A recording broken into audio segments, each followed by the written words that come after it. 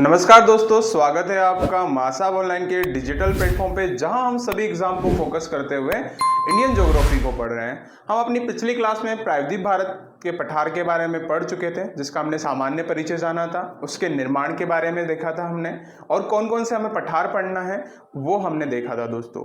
I hope आपने वो video देखा होगा। अगर नहीं देखा है तो आप जाके मासा ऑनलाइन के प्ले लिस्ट पे जाके आप उसको देख सकते हैं और सर्च कर सकते हैं। और आज का जो हमारा ये वीडियो होने वाला है दोस्तों, वो प्रायद्वीप पठार के मुख्य पठारों के बारे में होने वाला है, जिसमें हम देखेंगे कि कौन कौन से पठार कहाँ कहाँ पे स्थित है, उनकी लोकेशन क्या है, वहाँ पे कौन कौन सी नदियाँ प्रवाहित होती हैं, उनका निर्माण कैसे हुआ है, वहाँ पे कौन कौन से खनिज पदार्थ पाए जाते हैं, वहाँ पे कौन सी मिट्टी पाई जाती है। स्पेशली हम देखेंगे कि वहाँ पे अगर हमें कोई पठार के बारे में लिखना हो तो किस तरीके से हम एक क्वेश्चन को मॉडिफाई कर सकते हैं दोस्तों। तो आइए मेरे साथ, हम पहले एक प्रायद्वीप पठार के जो सामान्य परिचय पे हमने जो बात की थी पिछले वीडियो में, वो हम कर लेते हैं ताकि हमारा जो उससे रिलेट कर पाए हम आगे की तरफ जब पढ़ते हैं। तो आप तैयार हो जाइए पेन कॉपी लेके, ठीक है। तो हमारा जो ये वीडियो होने वाला है दोस्तों, उसके मुख्यता देखा जाए तो उसके विभाजन के बारे में देखा जाएगा। तो हमने जो पिछली क्लासेस में देखा था कि किस तरीके से हमारा जो प्रायद्वीप भारत का जो पठार है वो भारत का सबसे बड़ा भौतिक प्रदेश है। हमने क्या देखा था कि जो प्रायद्वीप भारत का जो पठार है वो सबसे बड़ा भौतिक प्रदेश है। सबसे बड़ा भौतिक प्रदेश से क्या से है, यानी कि ये सबसे बड़ा है, सबसे बड़ा भौतिक प्रदेश है। सबसे पहला पॉइंट था कि प्रायद्वीप भारत का पठार, प्रायद्वीप भारत का पठार सबसे बड़ा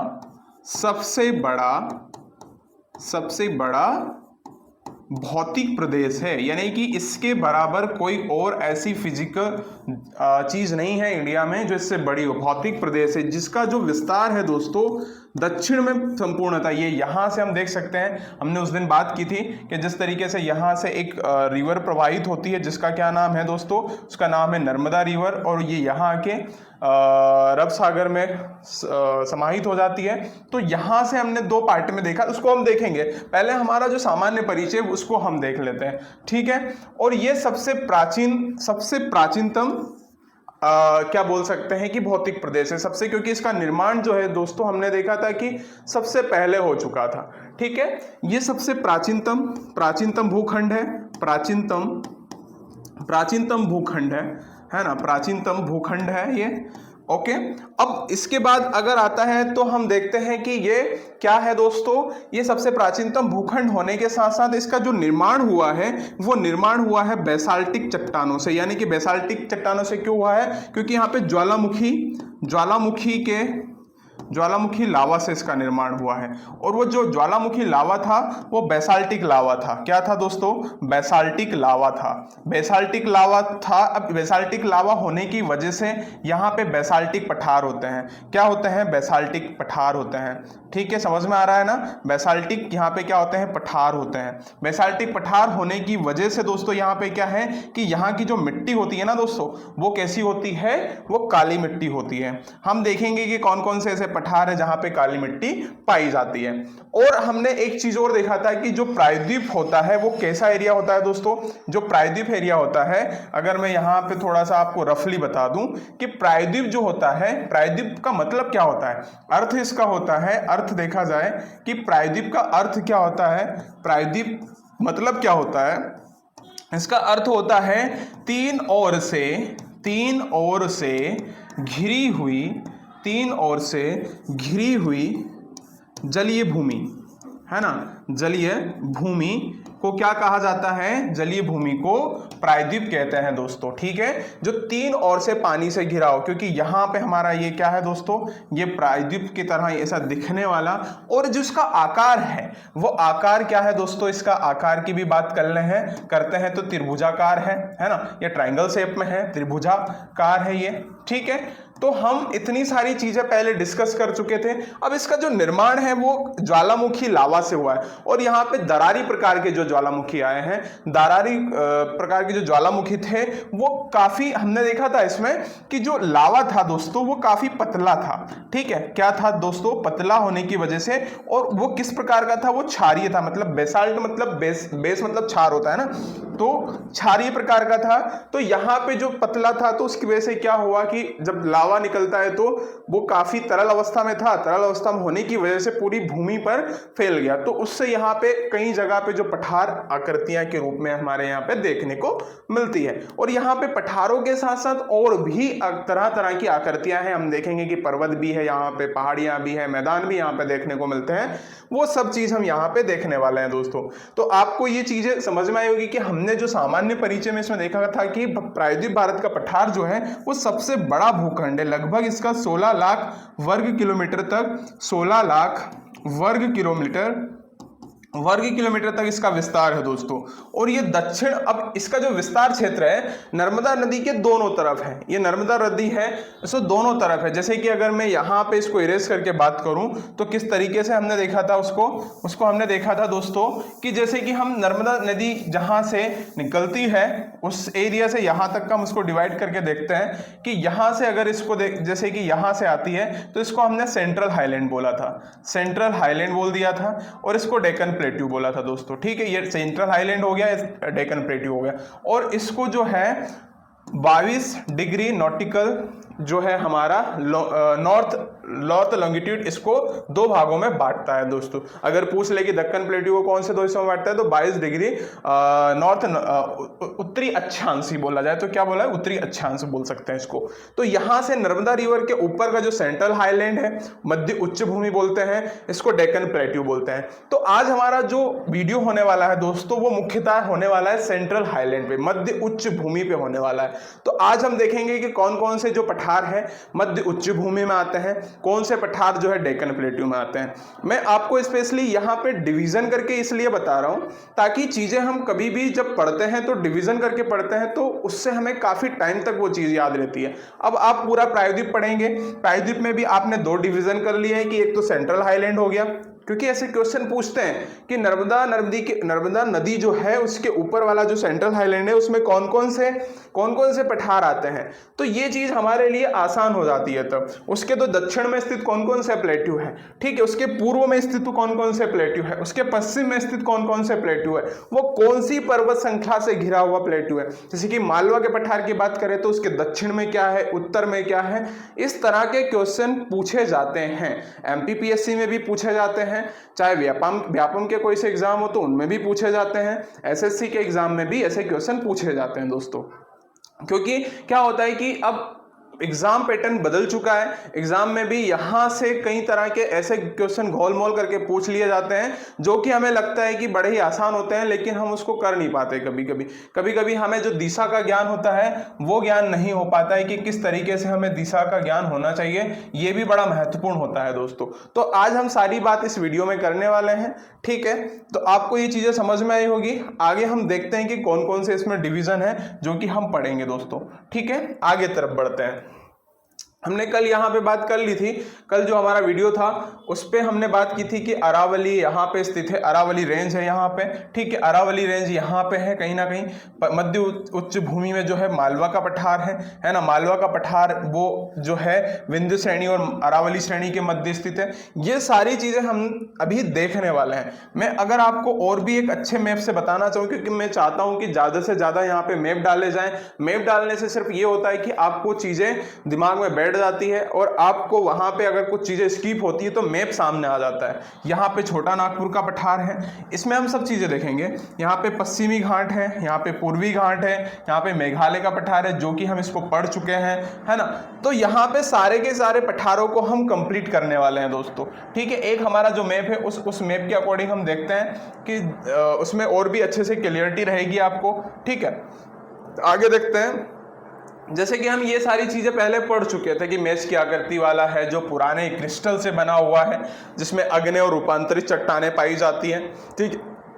प्राचीन गोंडवाना लैंड का अंग है, ठीक है, जिसमें कि दो हिस्सों में टूट गया था। प्राचीनतम भूभाग है, ठीक है, दक्षिण भारत का पठार। यहाँ प्रायद्वीप पठार आकृति को दृष्टि से अनियमित त्रिभुजाकार है। इसकी औसत ऊंचाई 600 से 900 मीटर तक है। ये सारी चीजें हम उस टाइम देख चुके थे दोस्तों। आज जो हम देखेंगे दोस्तों, इसमें मुख्य रूप से हम इसमें देखो डिवीजन में बता देता हूं कि कौन कौन से डिवीजन होंगे, है ना। डिवीजन की अगर मैं बात करूं तो डिवीजन में बता देता हूं इसमें कि मुख्य रूप से हम कौन कौन से डिवीजन पढ़ेंगे इसमें, ठीक है। तो हमने क्या किया है कि प्रायद्वीप भारत के पठार को दो मेन हिस्सों में हम बांट लेते हैं, 3 हिस्सों में बांट लेते हैं ताकि और भी आसान हो जाए हमारे लिए। तो सबसे पहले अगर मैं यहाँ पे बात करूं, प्रायद्वीप भारत के पठार को 3 हिस्सों में बांटने के लिए, तो सबसे पहले हमारे सामने आती है मध्य उच्च भूमि, है ना। कौन सा आता है? मध्य उच्च भूमि, है ना, मध्य उच्च भूमि। अब उसके बाद आता है हमारे पास दक्कन का पठार, है ना। दक्कन का पठार आता है दोस्तों। क्या आता है? दक्कन का पठार आता है हमारे पास। सबसे पहले क्या आता है? दक्कन का पठार आता है।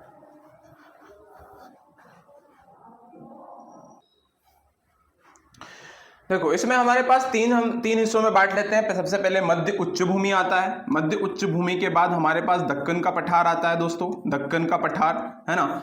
आपसे एक विनम्र विनती है कि अगर आपको पेन का कलर या फिर कोई और भी इशू आता है तो आप क्या कर सकते हैं, कमेंट बॉक्स में हमें बता सकते हैं कि सर ये चीजें समझ में नहीं आ रही, ज्यादा क्लियरिटी नहीं है। जो भी आपको डाउट रहते हैं कृपया आप इसको हमें निसंदेह बताएं ताकि हम उसको और भी अच्छे से सुधार कर सके, हम अपने वीडियो में सुधार कर सके। दोस्तों अगर आपको किसी भी तरह की कोई भी परेशानी आती है तो आप उसको कृपया हमें कमेंट बॉक्स में बताएं, ठीक है।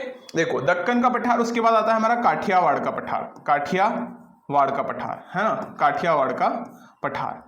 इतनी चीज है कि हमें यहाँ पे सबसे पहले जो देखना है मध्य उच्च भूमि के पठार कौन कौन से हैं, दक्कन का पठार कौन कौन सा है, काठियावाड़ का पठार कौन सा है। काठियावाड़ में मुख्यतः एक ही पठार है, उसको हम अच्छे से देखेंगे। देखो मध्य उच्च भूमि में कौन कौन से पठार हैं जो कि हमने यहाँ पे देखा था ना, मैं एक बार वो आपको मैप से बता देता हूँ कि जैसे कि यहाँ से क्या है, नर्मदा रिवर आती है।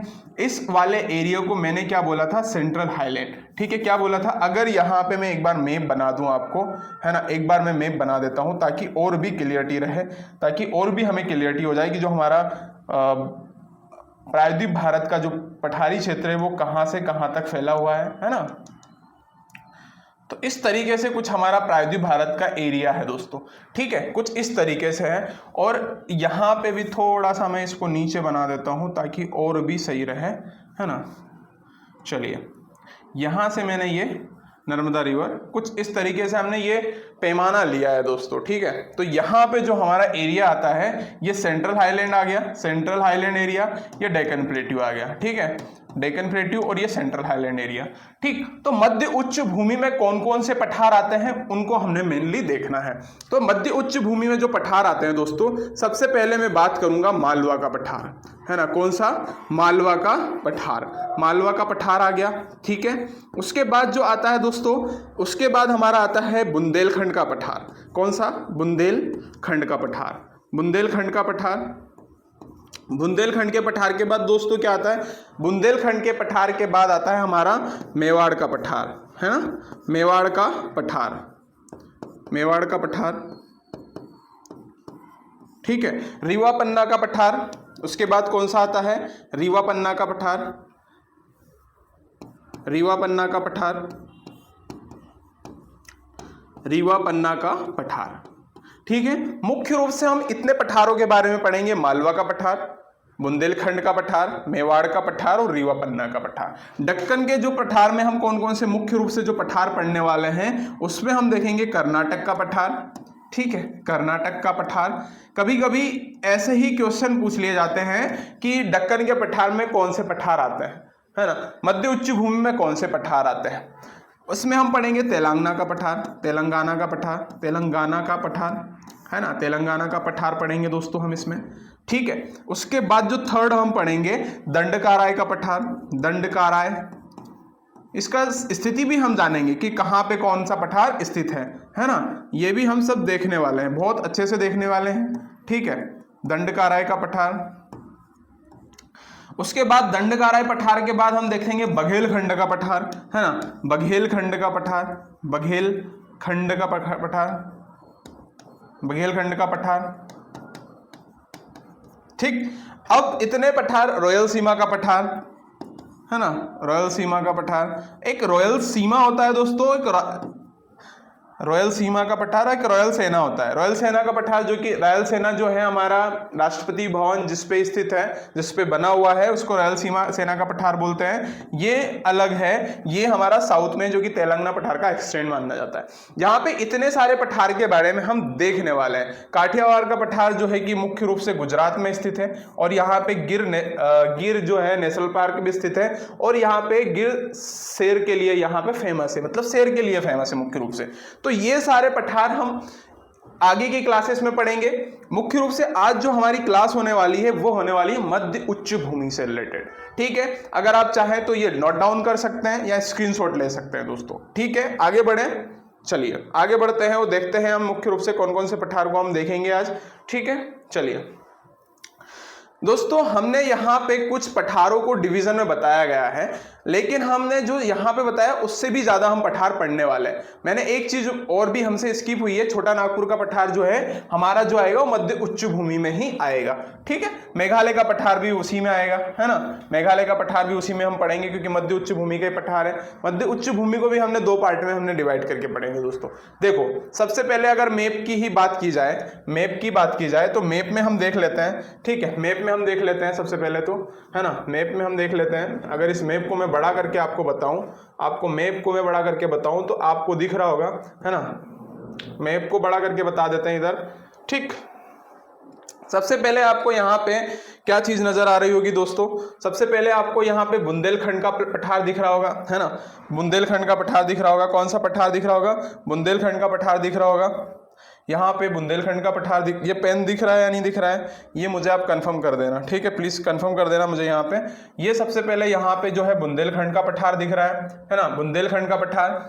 मेवाड़ का पठार दिख रहा है ये यहाँ पे, मालवा का पठार, बघेलखंड का पठार, डेक्कन प्लेट्यू दिख रहा है ना, दंडकाराय का पठार, तेलंगाना का पठार, है ना। तेलंगाना के पठार के बाद जो ये वाला हिस्सा है हमारा, ये इसको हम देख पा रहे हैं, ये कर्नाटक का पठार है। छोटा नागपुर का पठार, शिलोंग का पठार, शिलोंग के पठार को हम मेघालय का पठार भी बोलते हैं दोस्तों। इसको क्या बोला जाता है? मेघालय का पठार भी इसको हम बोलते हैं, मेघालय का पठार भी बोलते हैं, कार्बी आंगलोंग का पठार भी इसको हम कहते हैं। हमने देखा था ना यहाँ पे, हमने इसके बारे में बहुत अच्छे से पढ़ चुके हैं कि गारो खासी जो जयंतियां हैं, उन तीनों पहाड़ियों को मिला के एक पठार का निर्माण हुआ है जिसको हम मेघालय का पठार बोलते हैं, क्योंकि कहीं ना कहीं ये जो प्रायद्वीप पठार का ही इसको एक्सटेंशन या फिर विस्तार माना जाता है दोस्तों। क्लियर है? चलिए अब देखो, यहां से हमने डिवीजन किया है हमारा कि मेवाड़ का पठार, मालवा का पठार, बुंदेलखंड का पठार, बघेलखंड का पठार, छोटा नागपुर, ये मेघालय का पठार, ये मध्य उच्च भूमि में आते हैं दोस्तों। ठीक है, ये कहां आते हैं? मध्य उच्च भूमि में आते हैं। मध्य उच्च भूमि में आने वाले, क्योंकि यहां से हमने डिवीजन किया था कि इतने ऊपर आने वाले जो पठार हैं वो सारे के सारे जो है मध्य उच्च भूमि में आते हैं। और मध्य उच्च भूमि में भी क्या थे दोस्तों? मध्य उच्च भूमि को भी हमने दो पार्ट में हम डिवाइड करके अच्छे से पढ़ेंगे। ये वाला जो एरिया है हमारा सेंट्रल हाईलैंड वाला एरिया है, सेंट्रल हाईलैंड वाला इलाका है दोस्तों। ठीक है, सेंट्रल हाईलैंड वाला, और ये डेक्कन प्लेट्यू वाला, क्योंकि यहाँ पे जितने भी डेक्कन प्लेट्यू से रिलेटेड जितने भी पठार है वो हम यहाँ पे स्टडी करेंगे। देखो, मालवा का जो पठार है दोस्तों, यहाँ पे सबसे पहले अगर मैं बात करूं मालवा के पठार की, जो मालवा का पठार है, मालवा का पठार है दोस्तों, यहाँ पे अगर बात की जाए मालवा के पठार की बात की जाए, ये वाला जो रीजन है मालवा का पठार है। ठीक है, और ये मुख्य रूप से कहाँ स्थित है? मुख्य रूप से ये स्थित है दोस्तों, कहाँ पे?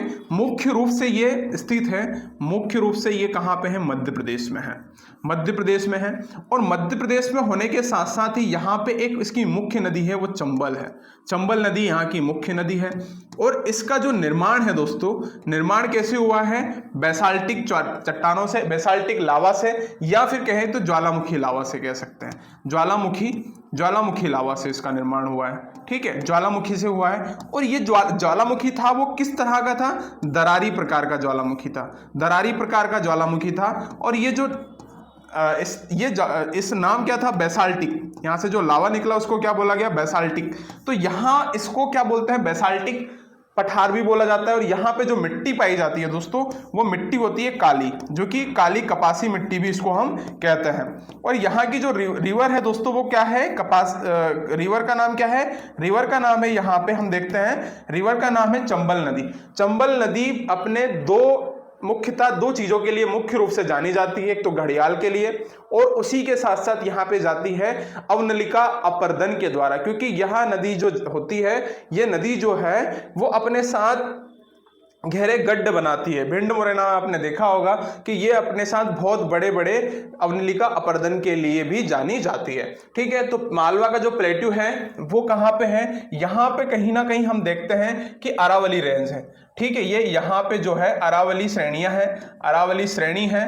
अरावली श्रेणी के जो, अगर मैं दिशा के बारे में आपको बताऊं, दिशा के बारे में अगर मैं बताऊं कि डायरेक्शन के बारे में, ये होता है हमारा नॉर्थ, ये साउथ, ये ईस्ट होता है दोस्तों। ये क्या होता है, ये होता है हमारा ईस्ट, ये हमारा होता है वेस्ट।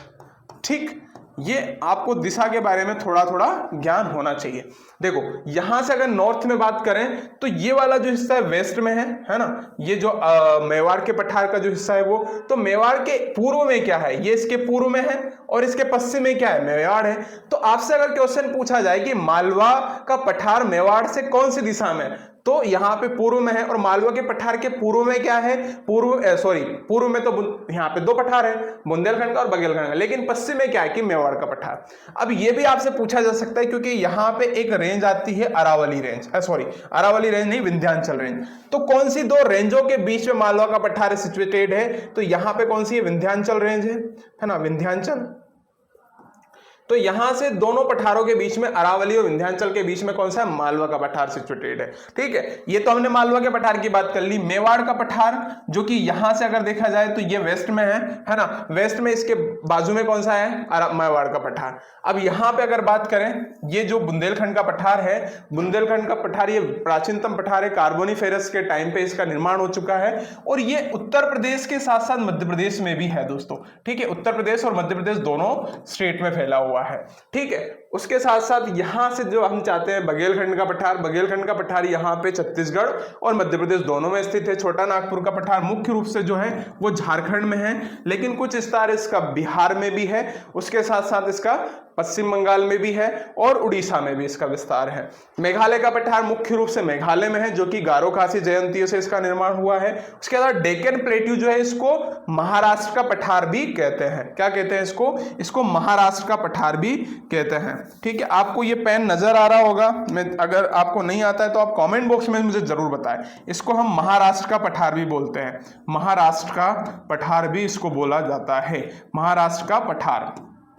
ठीक है, महाराष्ट्र का पठार। उसके साथ साथ यहाँ पे जो हमें दिख रहा है वो कौन सा है दोस्तों, दंडकाराय का पठार। ये कि छत्तीसगढ़ में है ना, सीजी छत्तीसगढ़ में है, और इसको दो भागों में बांटा गया है, दो इसके उपभाग भी हैं, एक बस्तर का पठार, एक कालाहांडी का पठार, एक बस्तर का पठार और एक कालाहांडी का पठार। इसको दो भागों में इसको डिवाइड किया गया है दोस्तों। ठीक है, और यहाँ पे हम देखते हैं कि तेलंगाना का पठार है, तेलंगाना का पठार के इधर वाले हिस्से में ही रॉयल सीमा का पठार है दोस्तों। कौन सा है, रॉयल सीमा का पठार है। तो आपको, और रॉयल सेना का जो है वो अरावली रेंज में स्थित है, जिसपे राष्ट्रपति भवन स्थित है। यहाँ पे ये वाला जो एरिया आप देख पा रहे होंगे, यहाँ पे जो एरिया है ये कर्नाटक का पठार है। तो कर्नाटक का पठार के जो पश्चिम में कौन सा कर्नाटक का पठार जो है उसके पूर्व में तो तेलंगाना है, तेलंगाना के पठार के पश्चिम में कर्नाटक का पठार। उसके उत्तर में अगर पूछा जाए कि तेलंगाना और कर्नाटक के पठार के उत्तर में कौन सा पठार स्थित है, तो डेक्कन प्लेट्यू है। ठीक है, ये आपको ध्यान रखना है। उसके उधर कौन सा है, दंडकाराय का पठार भी स्थित है। तो इतने सारे पठार के बारे में हम मुख्य रूप से हम देखेंगे, लेकिन आज जो हमारा वीडियो होने वाला है दोस्तों सेंट्रल हाईलैंड के पठार के बारे में होगा। सेंट्रल हाईलैंड के पठार की हमने बात की है कि कौन कौन से है, मेवाड़ का पठार है, मालवा का पठार है, बुंदेलखंड का पठार है, बघेलखंड का पठार है, छोटा नागपुर का पठार है, शिलोंग का पठार है। क्लियर है आपको ये चीज? चलिए हम आगे देखते हैं।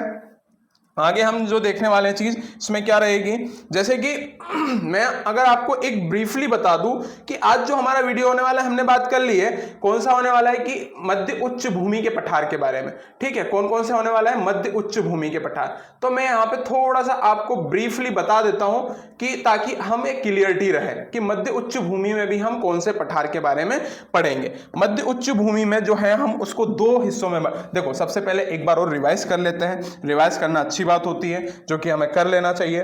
क्या करेंगे, सबसे पहले हमें क्या करना है, प्रायद्वीप भारत के पठार, है ना। हम देखते हैं कि प्रायद्वीप भारत के पठार, है ना, इनके बारे में पढ़ रहे हैं ना, प्रायद्वीप भारत के पठार। ठीक है, प्रायद्वीप भारत के पठार। ठीक, प्रायद्वीप भारत के जो पठार है उसमें हम सबसे पहले क्या देखने वाले हैं दोस्तों, सबसे पहले हम देखने वाले हैं मध्य उच्च भूमि, है ना, मध्य उच्च भूमि, है ना। और मध्य उच्च भूमि में हम जो देखेंगे दोस्तों, उसको भी हमने दो हिस्सों में यहाँ पे बांटा हुआ है। दो हिस्से कौन कौन से हैं, यहाँ पे हम देखेंगे मध्य उच्च भूमि में,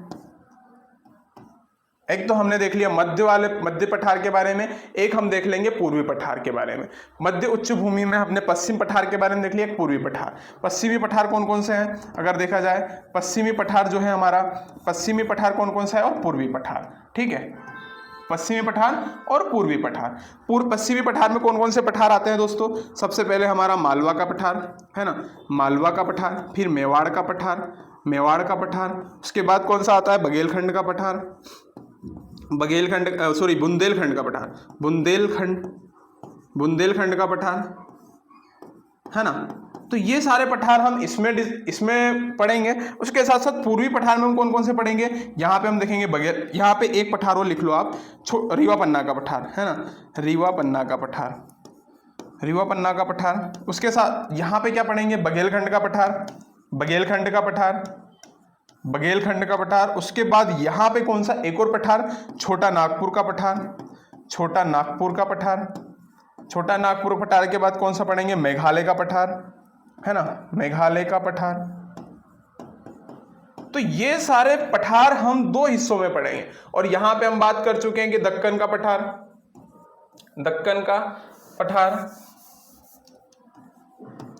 कौन सा, दक्कन का पठार। और यहां पे एक हमने अकेला पठार पढ़ेंगे, काठियावाड़ का पठार।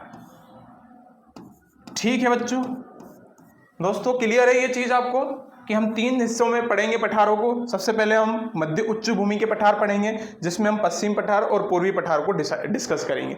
ठीक है, चलिए आगे चलते हैं।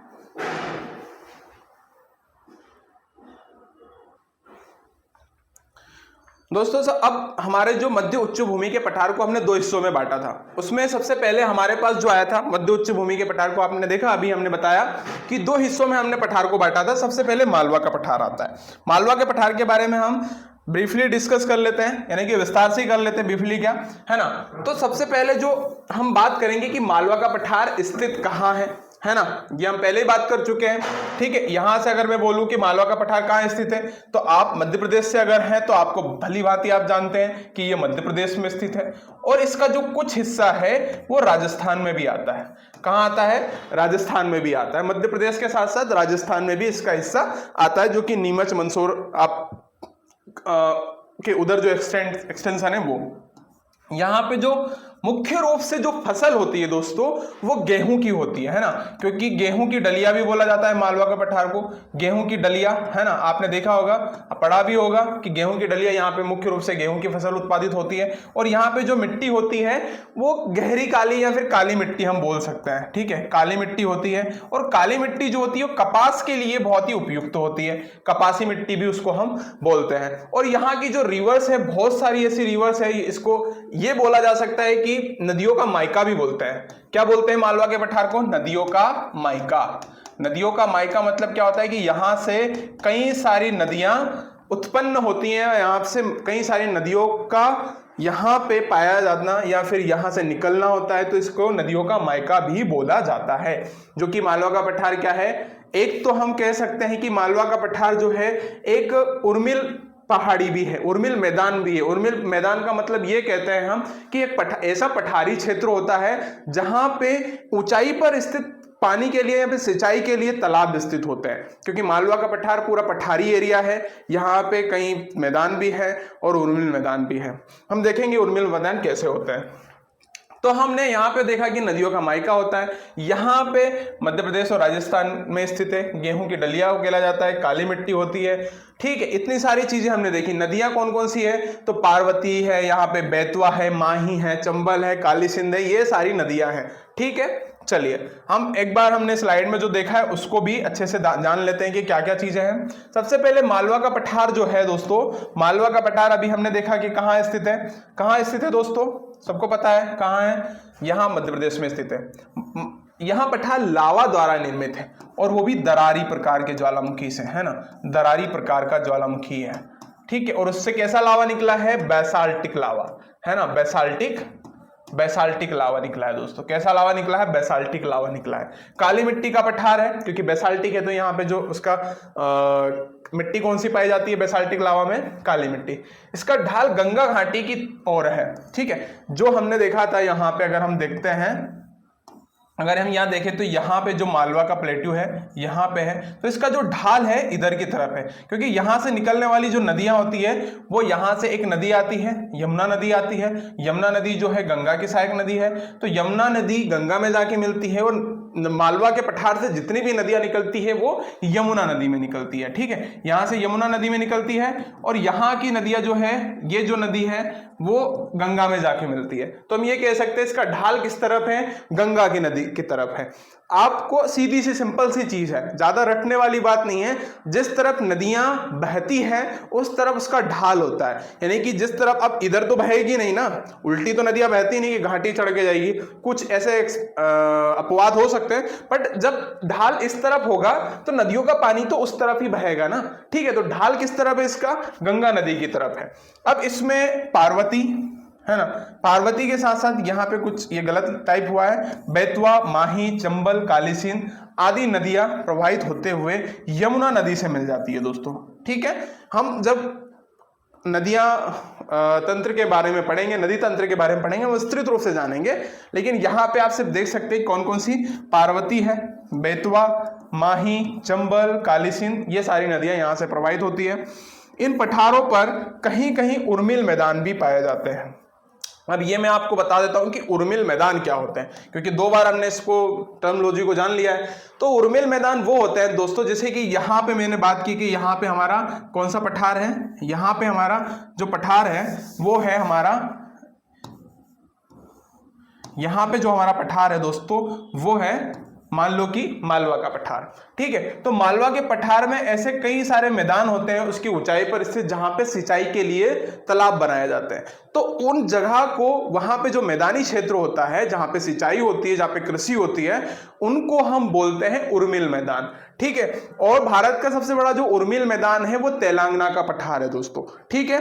तो उर्मिल मैदान कौन सा है, हमारा मालवा का पठार भी कहीं ना कहीं उर्मिल मैदान है, जिनमें चपटी पहाड़ियां भी स्थित है। मतलब एक ऐसी ऊंचाई पर बहुत सारी ऐसी चपटी पहाड़ियां होती है जहां पे कृषि के लिए पानी उपलब्ध होता है, ठीक है। उदाहरण स्वरूप उत्तर में ग्वालियर की पहाड़ी, प्रमुख पहाड़ियां यहां पे स्थित है, ठीक है। आपको क्लियर हुआ होगा। आगे बढ़ते हैं, आगे चलते हैं, क्या है, ठीक है, आगे देखते हैं। अब इसका विस्तार जो है मध्य प्रदेश के साथ साथ राजस्थान में भी है। अगर क्वेश्चन में पूछा जाए कि इसका मध्य प्रदेश के साथ साथ कौन से स्टेट में विस्तार है, तो आप यहां पे आराम से बता सकते हैं कि राजस्थान में भी इसका विस्तार है। कहां पे है, राजस्थान में भी इसका विस्तार है। इस पठार की उत्तरी और उत्तर पूर्वी सीमा पर बुंदेलखंड और बघेलखंड का पठार है। देखो हमने यहां पे देखा, फिर से हम बार बार मैप इसलिए बना रहे हैं ताकि ये चीज क्लियर रहे। यहां पे हमने देखा, यहां पे अरावली रेंज स्थित है ना, यहाँ पे अरावली रेंज है। यहाँ पे क्या है, यहाँ पे कौन सा पठार है, मेवाड़ का पठार है। यहाँ से जो पठार लगा है वो मालवा का पठार है। इस तरफ जो है इसका बुंदेलखंड का पठार है। यहाँ पे जो है बघेलखंड का पठार है। इतना बड़ा नहीं है लेकिन आप समझ लेना, ठीक है यार, मैं बना ही देता हूँ, ठीक। इस तरीके से देखो, यहाँ पे अगर दिशा का ज्ञान होता है तो हम देख सकते हैं नॉर्थ ईस्ट, है ना, उत्तर और उत्तर पूर्वी एरिया में, मतलब कहां पे, उत्तर और उत्तर पूर्वी एरिया ये हुआ, ठीक है, ये वाला जो एरिया होता है उत्तर पूर्वी एरिया होता है, जिसको हम क्या बोलते हैं, नॉर्थ ईस्ट बोलते हैं। तो क्या लिखा है, उत्तरी और उत्तर पूर्वी एरिया में क्या है, बुंदेलखंड और बघेलखंड का पठार है। क्लियर है, रटने की जरूरत नहीं है। आप अगर थोड़ा सा भी आपको दिशा से संबंधित डायरेक्शन पता होता है तो आप आराम से बता सकते हैं। बार बार मैप का सहारा इसलिए लिया जा रहा है ताकि चीजों को क्लियरिटी से समझ सके। लाइन पे नहीं जाइए, मैप पे जाइए, ठीक है। चलिए, परंतु पठार के उत्तर भाग को चंबल और उसकी सहायक नदियों के बीहड़ खड्ड भी परिवर्तित कर दिया है। मतलब कि जो उत्तर का ये वाला जो भाग है, यहां से एक नदी निकलती है, चंबल नदी जो निकलती है, चंबल नदी अपने दो चीजों के लिए जानी जाती है, मैंने पहले ही बताया। एक तो सबसे पहले कौन सी चीज है, वो आती है हमारी घड़ियाल के लिए जानी जाती है। दूसरी चीज क्या थी कि बीहड़ के लिए जानी जाती है, जो कि अपने साथ अवनिलिका अप्रदन का निर्माण करती है, क्योंकि ये नदी अपने साथ गहरी कटाव, मिट्टी का कटाव करते हुए बहती है, ठीक है। बहरी खड्ड का प्रवृत्त कर दिया गया है। क्लियर है इतनी सी चीज, क्या है कि कौन सी दिशा में है, उर्मिल मैदान क्या होते हैं, ये टर्मोलॉजी आपको याद रखनी है, ठीक। आगे देखते हैं, आगे हमारा जो पठार है दोस्तों वो है बुंदेलखंड का पठार, ठीक है। उसके बाद मालवा के पठार के बाद हम आते हैं बुंदेलखंड का पठार। बुंदेलखंड का पठार दोस्तों ये भी हमारे मध्य प्रदेश में ही स्थित है, हाँ, है ना, और ये सबसे प्राचीनतम पठार है मध्य प्रदेश का या भारत का देखा जाए तो। यह पठार ग्वालियर विंध्याचल श्रेणी के बीच में फैला हुआ है, ठीक है। अब मैं फिर से यहां से आपको मैप बनाऊंगा, है ना, मैप बना के ही इसलिए बताया जा रहा हूं, मैंने मैप हर जगह नहीं डाले, हम बना के जब ट्रायल करते हैं ना तो उससे ज्यादा बेटर होता है, ताकि उससे चीजें हमें क्लियरिटी से समझ में आती है। देखो यहाँ पे हमारी विंध्याचल रेंज है ना, यहाँ पे हमारी कौन सी रेंज है, ये विंध्याचल रेंज है, यहाँ पे अरावली रेंज है, और यहाँ पे हमने देखा था कि यहाँ हमारा मालवा का प्लेट्यू है, हमें कौन सा, बुंदेलखंड का प्लेट्यू। यहाँ पे मैं बना देता हूँ मालवा का प्लेट्यू, ये बुंदेलखंड प्लेट्यू है, ठीक है। अब देखो यहाँ पे कहीं ना कहीं ये वाला जो है वो एरिया है ग्वालियर का, ठीक, और ये वाला जो एरिया है हमारा, ये वाला जो एरिया है वो विंध्याचल श्रेणी में फैला हुआ है। तो यहाँ पठार देखो दोनों के बीच में है, यानी कि ये यहाँ तक टच करता है कि इन दोनों श्रेणियों में फैला हुआ है, कि बीच में है, यानी कि इधर ग्वालियर का पठार, इधर विंध्याचल, तो दोनों के बीच में फैला हुआ है। इसकी ऊंचाई लगभग 300 से 600 मीटर के मध्य। मतलब आपको ये मैप जो है, एग्जैक्ट मैप नहीं कह सकते हम इसको, लेकिन ये पैमाना बोल सकते हैं हम इसको, ठीक है। ये मत बोलने लगना कि सर ये तो इतना यहाँ पे कैसे हो गया, तो ये सिर्फ पैमाना है ना, एग्जैक्ट नहीं कह सकते, ठीक। समझाने के लिए विस्तार का है, मध्य प्रदेश और उत्तर प्रदेश में है दोस्तों। प्राचीनतम बुंदेलखंड नीच से निर्मित है और इस पर सोपानी वेदिकाएं भी मिलती है। इसके इर्द गिर्द ग्रेनाइट, बलुआ पत्थर के टीले व पहाड़ियां भी मिलती है। अब यहाँ एक शब्द आया है सोपान, जिसको सोपान वेदिकाएं बोल दिया जाता है।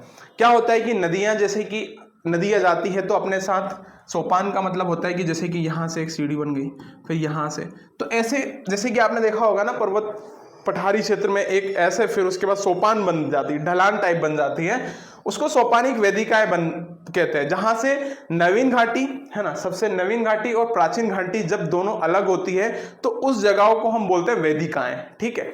उस चीज को हम क्या बोलते हैं, वेदिकाएं बोलते हैं। क्लियर है, कहां पे है ये, हमारा मध्य प्रदेश उत्तर प्रदेश में स्थित है। इतनी सी चीज क्लियर हुई। चलिए आगे देखते हैं, आगे देखते हैं बघेलखंड का पठार। यहाँ विंध्यन श्रेणी के कैमूर और भांडेर, यहाँ पे भांडेर कर लेना आप, क्या है भांडेर, भांडेर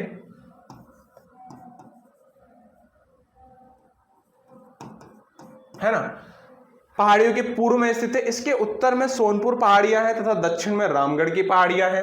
बघेलखंड का मध्य भाग जो है क्रमशः ऊंचा होता हुआ पूर्व में पश्चिम की ओर फैला हुआ है। यहाँ पश्चिमी भाग में बलुआ पत्थर, चूने का पत्थर तथा पूर्वी भाग में ग्रेनाइट की चट्टानें पाई जाती है।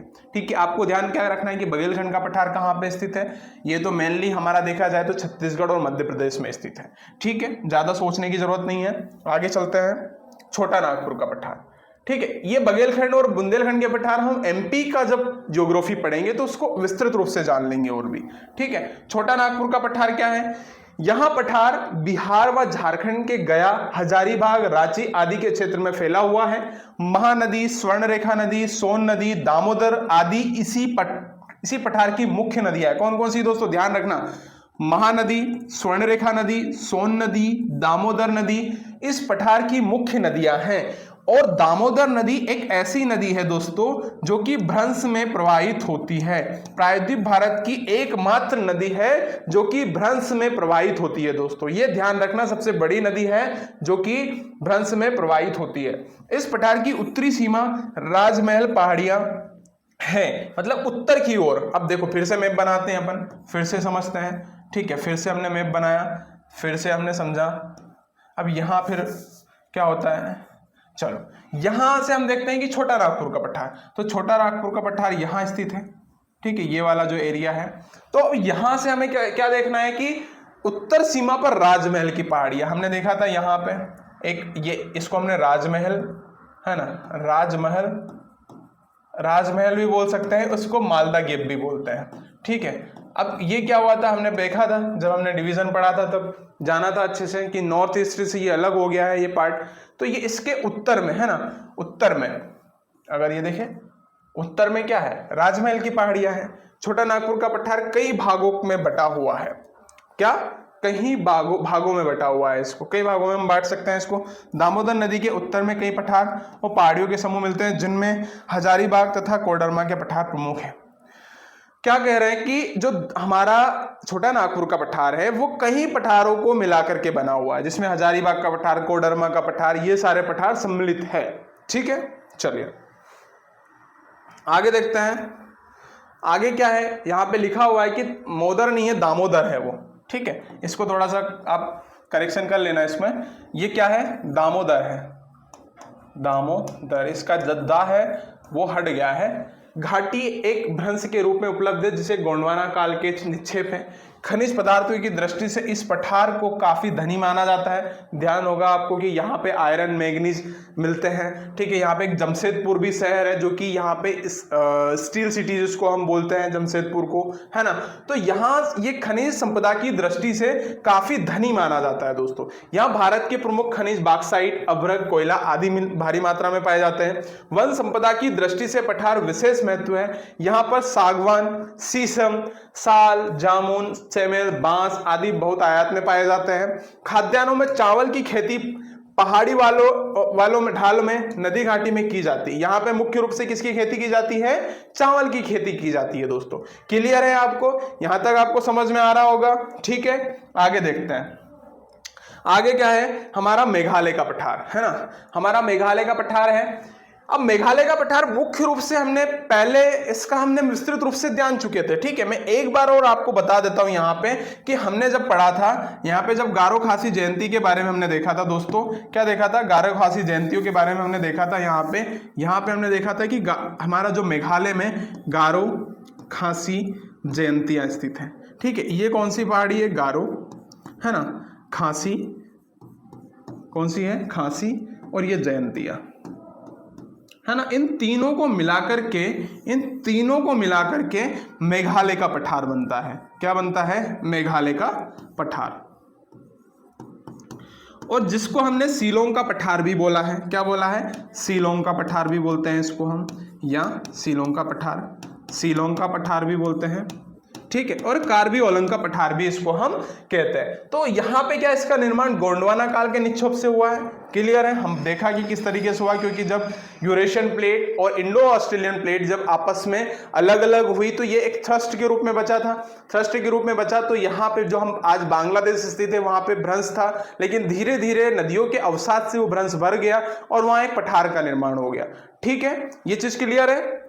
तो यहां पे क्या हुआ कि मेघालय का पठार उत्तरी ढाल लंबवत है जहां से ब्रह्मपुत्र नदी बहती है, ठीक है। दक्षिणी ढाल धीमा है, मतलब इसका जो दक्षिणी ढाल है, मतलब इधर का जो ढाल है वो धीमा है, इधर का ढाल जो है कि वो क्या है, लंबवत है, जो कि इसकी तरफ यहां से जितनी भी नदियां आती है वो बंगाल की खाड़ी में गिर जाती है, ठीक है। इस जो पठार है हमने विस्तृत रूप से पुराने वीडियो में बात की है। अगर आपको विस्तृत रूप से इसके बारे में जानना है तो आप हमारे पुराने वीडियो को देख सकते हैं दोस्तों।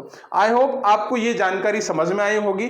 अगर आपको समझ में आई हो तो वीडियो को प्लीज लाइक करें और सब्सक्राइब करें और शेयर भी करें उन दोस्तों के साथ जिन दोस्तों को इनके बारे में मतलब जो तैयारी कर रहे हैं, जो व्यापम की तैयारी कर रहे हैं, एमपीपीएससी की तैयारी कर रहे हैं, या फिर कोई भी एसएससी की एग्जाम की तैयारी कर रहे हैं। आई होप आपको ये वीडियो समझ में आया होगा। थैंक यू सो मच, धन्यवाद।